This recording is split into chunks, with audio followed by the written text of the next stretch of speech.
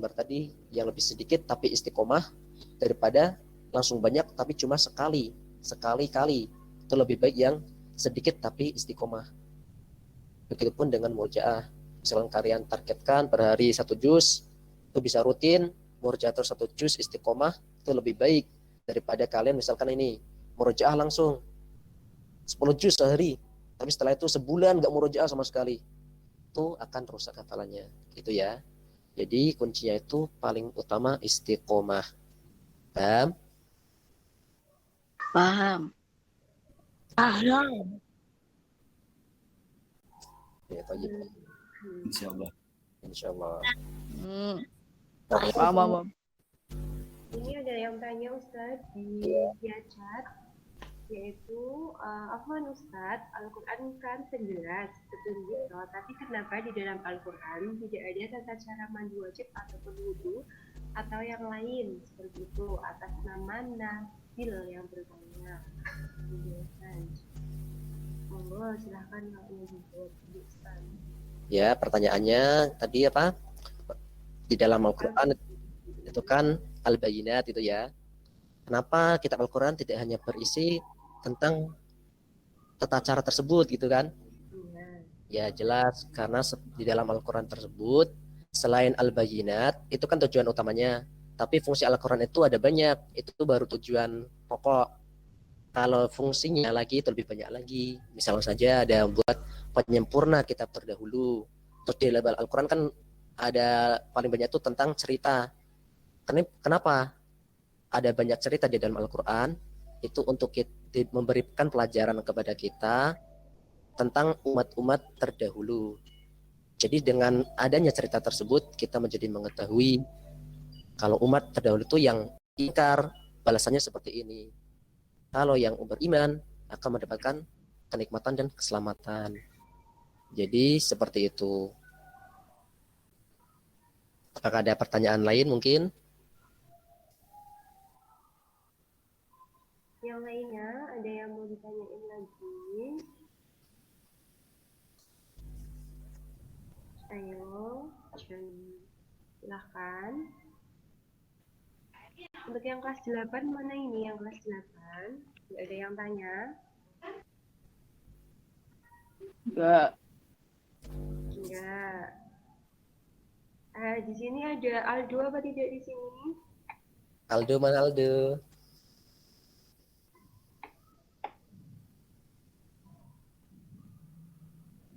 Ada Zidan di sini.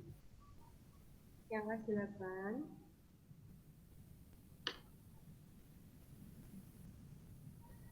Untuk yang kelas 7 ada yang bertanya apa tidak? Yang kelas 7. Dipersilahkan, ada yang mau tanya tidak?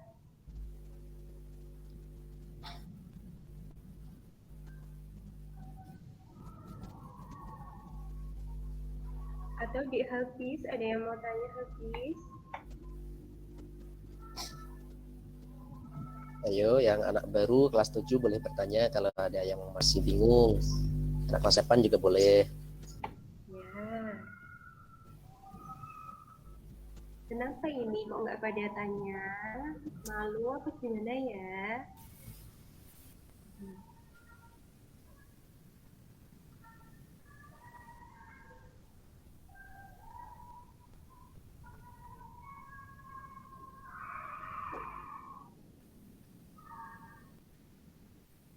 Yang lain mana ya? Coba mau ditunjuk. Kira-kira.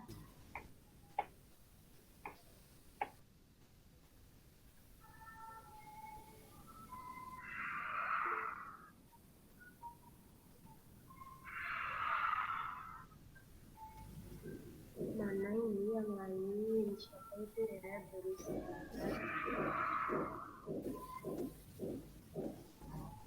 Iya, Adik Maulana mau tanya. Bagaimana? Ayo anak yang baru. Di sini ada Ustadz Jafar. Beliau penghafal Al-Quran 30 juz. Kalian tanya, ayo kiat-kiatnya bagaimana? Apakah sudah jelas yang tadi beliau sampaikan? Apa ada lagi yang mau ditanyakan?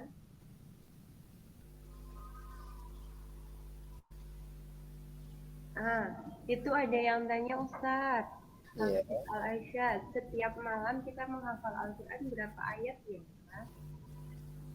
Gimana setiap malam? Setiap malam kita menghafal Al-Quran berapa ayat? Oh, menghafal Al-Quran berapa ayat?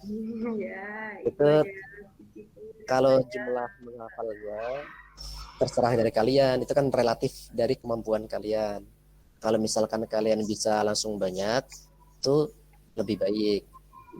Kalau kalian bisanya cuma misalkan sehari 10 ayat, gimana? Misalkan ya nggak apa-apa. Yang penting itu kuncinya tadi yang saya sebutkan pas terakhir tadi, istiqomah. Misalkan kalian cuma bisa sedikit nggak apa-apa.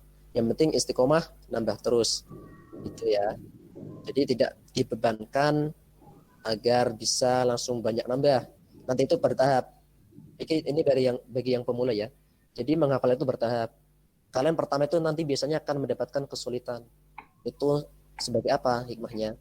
Satu, untuk penggugur dosa, agar kalian sering membaca dan dilipat gandakan membacanya tersebut, diulangi terus. Itu untuk menggugurkan dosa juga dan menambah pahala. Yang kalau kalian sudah terbiasa misalkan menghafal sehari pertama setengah halaman, itu mudah, istiqomah dulu sehari setengah halaman terus. Tapi ntar lama-lama kalian tuh bisa menambah sehari langsung satu halaman, bahkan bisa langsung satu lembar. Itu jadi bertahap seperti itu. Tapi kalau bagi yang pemula, bisa kalian bertahap sedikit-sedikit, tidak apa-apa. Yang penting istiqomah gitu ya.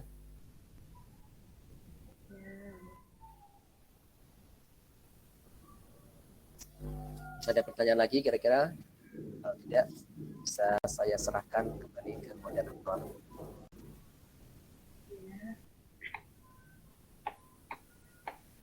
Kenapa itu dengan? Oh iya, ada yang bertanya lagi Ustadz, mengapa Al-Quran bahasanya bahasa Arab bukan bahasa yang lain? Oh iya. Kenapa Al-Quran bahasa Arab? Karena bahasa Arab itu bahasa yang paling langgeng, bahasa akhirat. Kalau bahasa yang lain itu, terutama ya misalkan kayak bahasa Inggris, bahasa Indonesia, dan bahasa-bahasa yang lain, itu memiliki perubahan. Misalkan aja bahasa Indonesia, dulu nggak ada kata itu, misalkan kata yang serapan itu. Dalam bahasa Indonesia misalkan dulu tuh nggak ada kata kepo, itu nggak ada dulu. Sekarang ada kata tersebut, terus dan kata-kata yang lainnya. Sedangkan kalau bahasa Arab tuh bahasa yang paling awet. Banyak dari negara-negara itu yang dokumennya itu ditranslasi ke bahasa Arab. Karena kenapa? Karena bahasa tersebut adalah bahasa yang paling awet. Aturannya itu lebih kuat daripada bahasa yang lain, itulah bahasa Arab. Dan kenapa juga diturunkan dalam bahasa Arab? Karena Al-Quran diturunkan kepada Nabi Muhammad. Sedangkan Nabi Muhammad itu kan di Arab. Kalau misalkan diturunkannya dalam bahasa Indonesia atau bahasa Jawa ini misalkan Al-Quran, ya Nabi Muhammad tidak paham seperti itu. Jadi seperti itu. Nah, bagaimana? Terkait yang tadi tanya, sudah paham? Sudah. Ya, alhamdulillah. Sudah. Sudah.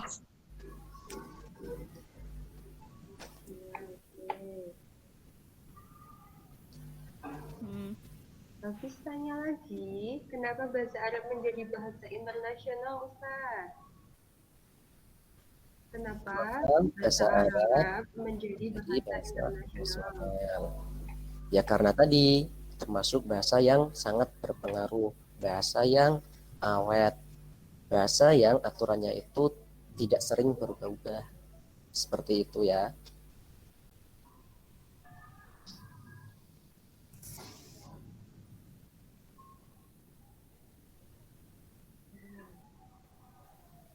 Bagaimana Hafiz? Sudah paham? Ada lagi yang ingin ditanyakan? Oh, ada yang tanya lagi. Siapa yang ini? akun Gens. Siapa? Kalau orang Arab perlu menghafal bahasa Inggris atau tidak? Perlu apa tidak kira-kira ya? Orang Arab wajib menghafal bahasa Inggris tidak? Itu kan bahasa Inggris itu termasuk bahasa Kira-kira Inggris. perlu apa tidak? Ini keluar dari konsep ya tadi nggak apa. Ya intinya namanya bahasa internasional itu ya diajarkan di semua negara. Tapi ya kita tidak wajib juga agar bisa sampai gamblang jelas seperti itu. Ya diwajibkan juga. Tapi yang jelas kita biar belajar tuh biar tahu tentang bahasa tersebut agar misalkan kita keluar negeri nih, misalkan namanya bahasa internasional kan di setiap negara diajarkan. Jadi misalkan kalian misalnya ini ke Jepang, kalian nggak bisa bahasa Jepang, tapi kalian bisa bahasa Inggris, itu akan bermanfaat. Itulah gunanya bahasa internasional seperti itu ya. Ya. Lalu ada yang tanya lagi Ustadz, ini dari Fatmah Azhar. Kalau di pondok harus bisa bahasa Arab semua tidak ya Ustadz? Tidak harus, tidak wajib. Tapi itu diajarkan. Tujuannya apa? Agar mendukung menghafal Al-Quran itu sendiri. Gitu ya. Jadi kan Al-Quran bahasa Arab. Kalau kalian bisa bahasa Arab dan kosakata kalian itu memadai, itu akan lebih mudah dalam proses menghafal Al-Quran nanti. Seperti itu. Begitupun kalau kalian menghafal Al-Quran, itu kan otomatis menambah kosakata, lalu kalian juga membaca terjemahnya. Itu nanti akan sinkron dengan bahasa Arab kalian. Semakin banyak kalian menghafal Al-Quran, semakin banyak membaca artinya, semakin kaya pula kalian akan mufrodat seperti itu. Jadi saling sinkron ya, saling berhubungan.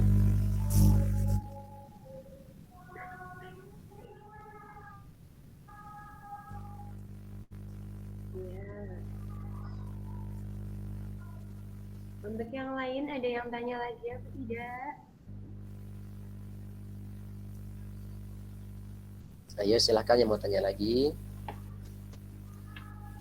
Ayo tadi yang santri putri mana yang ini yang putri? Silahkan bertanya yang putri.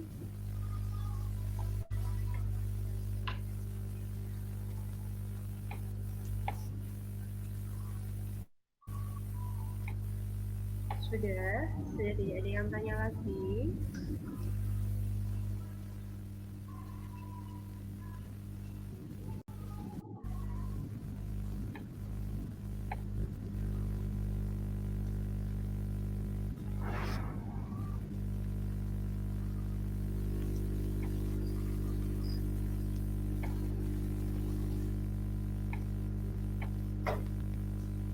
Ada lagi tidak?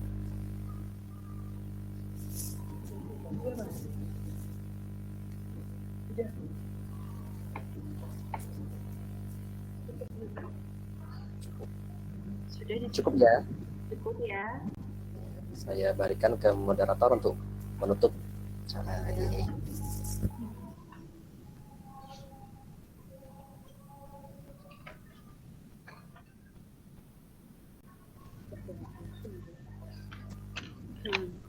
Tidak terasa kita semua sudah sampai di penghujung acara.